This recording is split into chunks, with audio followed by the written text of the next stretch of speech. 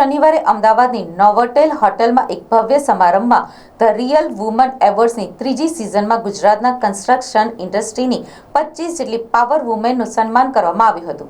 આ એવોર્ડ જે ખાસ કરીને કન્સ્ટ્રક્શન ઇન્ડસ્ટ્રીની મહિલાઓને આપવામાં આવે છે તે અમદાવાદના જાણીતા ટ્રેડ અને ઇન્ડસ્ટ્રી સાથે સંકળાયેલા મહાનુભાવોની ઉપસ્થિતિમાં આપવામાં આવ્યા હતા.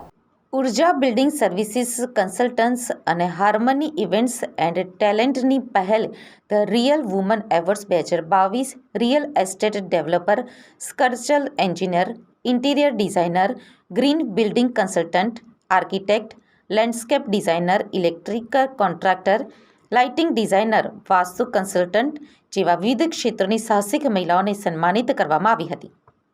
વિજેતાઓને બાંધકામ અને સંબંધિત ઉદ્યોગના અનુભવીઓ જેમ કે જેટીના શ્રી દિનેશ અગ્રવાલ, પીનાસોનિક ઇન્ડિયાના એમડી આર્ચ, ભારતના જાણીતા આર્કિટેક્ટ રેઝા કાબુલ, નાર્કેડોના ચેરપર્સન શ્રીમતી તારા સુબ્રમણ્યમના હસ્તે પ્રમાણપત્રો અને પુરસ્કારો એનાયત કરવામાં આવ્યા હતા.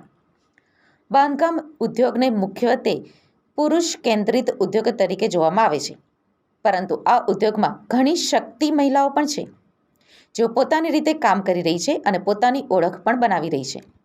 રિયલ વુમન એવોર્ડ્સનો હેતુ બાંધકામ ઉદ્યોગમાં ગતિશીલ મહિલાઓને ઓળખ અને સન્માન આપવાનો છે, એમ યુબીએસસીના ડિરેક્ટર શીતલ ભીલકરે કહ્યું હતું.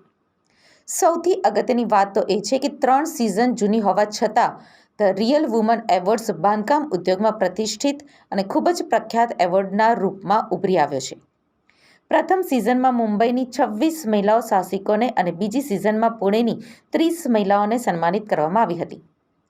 અમદાવાદ એ દેશના સૌથી ઝડપથી વિકસતા શહેરોમાંનું એક છે અને રિયલ એસ્ટેટ સેક્ટર શહેરના વિકાસના ડ્રાઈવરોમાંનું એક સાબિત થઈ રહ્યું છે. ઉલ્લેખ કરવાની એટલા માટે પણ જરૂર નથી કે ઘણી મહિલાઓએ બાંધકામ ઉદ્યોગ અને સમગ્ર અર્થવ્યવસ્થાના વિકાસમાં મહત્વપૂર્ણ ભૂમિકા નિભાવી રહી છે. मेरा नाम ओजस हिरानी है. मैं आर्किटेक्ट हूँ और पहले इंटरनेशनल प्रैक्टिस थी मेरी. बाद में अभी इंडिया का कल्चरल हेरिटेज आर्किटेक्चर के द्वारा कैसे प्रस्तुत किया जा सकता है, उस तरह के प्रोजेक्ट्स में मैं थोड़े समय से काम कर रहा हूँ और ये एक यूनिक अटेम्प्ट है.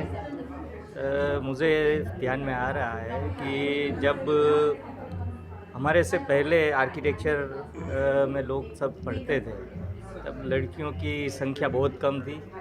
जब हम पढ़ रहे थे 80s to 90s में तब ऑलमोस्ट इक्वल थी और अब लड़कियों की संख्या ज़्यादा है. पर जो वेटेज उनको मिलना चाहिए, जो एप्रिसिएशन उनका होना चाहिए, वो मेरे ख्याल से इतना नहीं हो रहा है जितना कि मेल कम्युनिटी का हो रहा है.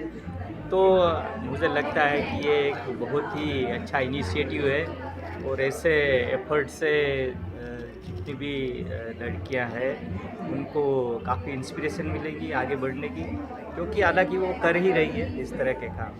गुजरात की वुमेन्स के लिए आप क्या मैसेज देना चाहते हैं? किसके लिए? Real estate. या बिकॉज आई स्टडीड एट सेप्ट, तो मैं गुजरात में ही पढ़ा और मैंने रियलाइज़ किया कि जब मैं पढ़ रहा था तब भी लड़कियां जितने लड़के थे उतनी ही थी और काफ़ी नाम कमा रही है. मेरे साथ मेरी जो क्लासमेट्स है काफ़ी दुनिया के अलग अलग कोने में अभी प्रैक्टिस कर रही है. तो गुजरात की लड़कियां भी बिल्कुल कम नहीं है, बल्कि काफ़ी इंडस्ट्री के अंदर पूरे दुनिया में काम कर रही है. હારવાની talent and ઇવેન્ટના director Shri Vijay દલવાણીએ જણાવ્યું હતું કે અમે તમામ પાવર વુમનને તેમની સિદ્ધિઓ માટે મળેલા પુરસ્કારો બદલ અભિનંદન પણ આપીએ છીએ. રિયલ એસ્ટેટ બિઝનેસમાં ધ રિયલ વુમન એવોર્ડના વિજેતાઓને રિયલ વુમન સમુદાયમાં વિશિષ્ટ સભ્યપદ મળે છે. સાથોસાથ એવોર્ડ્સ વિજેતાઓની પ્રોફાઇલને આગળ ધપાવે છે અને માસિક ઓનલાઈન મીટિંગ્સ અને સેમિનારો થકી લાંબા ગાળાના નેટવર્કિંગ અવસરની તક પણ આપે છે. ઇન્ડસ્ટ્રીમાં બહુ ચેલેન્જીસ હોય છે અને લેડીઝ લોકોને એ કન્સ્ટ્રક્શનમાં કામ કરવાનું it's a very big challenge. So we are awarding them so that they can be encouraged and they can work more and more ladies can come into the field. This is the first time in Gujarat it is happening. Yes, we have done this in Mumbai previously and Pune previously also. And of course, this is the first time that they are acknowledging all the ladies in Gujarat.